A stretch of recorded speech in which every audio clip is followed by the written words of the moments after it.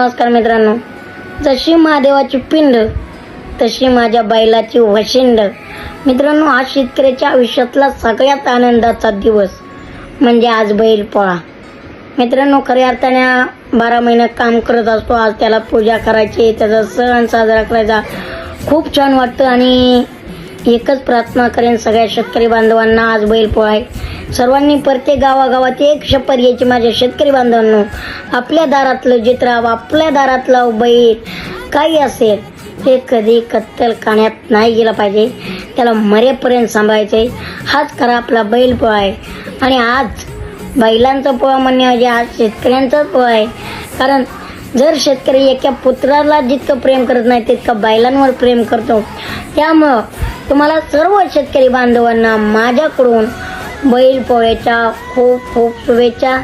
सर्वांचा दिवस आनंदमय जावो. धन्यवाद.